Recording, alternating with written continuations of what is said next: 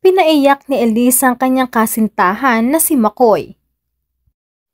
Pagkatapos magpahinga sa kanyang YouTube channel, balik vlogging ang kapamilya actress na si Elise Hoson. Sa latest entry niya ay pinaglaanan talaga niya ng panahon na mag-feature ng content para sa kanyang partner na si McCoy De Leon. Sa vlog, maaga pa lang ay kinulit niya si McCoy na maghanda dahil may trabaho silang pupuntahan. Wala namang nagawa ang FPJ's batang Quiapo star kundi ang ipag-drive ang actress na clueless kung ano talaga ang magiging racket nila. Pumunta sila sa Enchanted Kingdom at doon ay nasurpresa na si McCoy. Dahil buong akala ni McCoy ay trabaho talaga ang idinayo nila roon. Pero nabulagan na nga lang siya nang pagpasok niya sa events place ng theme park ay sinalubong siya ng well-wishers. Ito pala ang pa-birthday treat ni Elise kay McCoy na dinaluhan ng kanilang mga kaibigan at kakilala. Nagbigay rin sila ng mensahe sa aktor, pati na si Elise.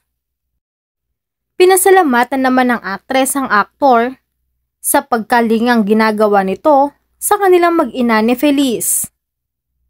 Napaiyak din si McCoy nang hingan siya ng mensahe sa kanyang kaarawan na nangakong sa abot ng kanyang makakaya ay tataguyod ng kanyang pamilya. Bumigay rin si McCoy sa pagbati sa kanya ng kanyang anak na si Feliz. Naging masaya ang banding ng mag-anak, lalo na ang Maclis na animoy bumalik sa pagkabata.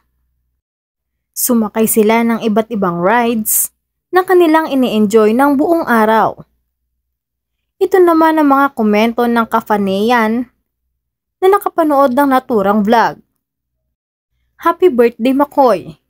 Kayo na talaga forever. Panghawakan mo McCoy ang sinabi mo sa message mo.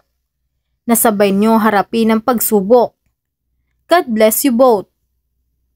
So sweet ni Elise. I'm super happy tears if joy pa ako habang pinapanood ko. Masaya ako for Mac Feliz.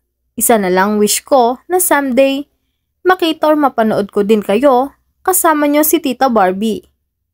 Di man sa ngayon, hope someday mangyari yon. I know na ikakasaya ni Elise yon.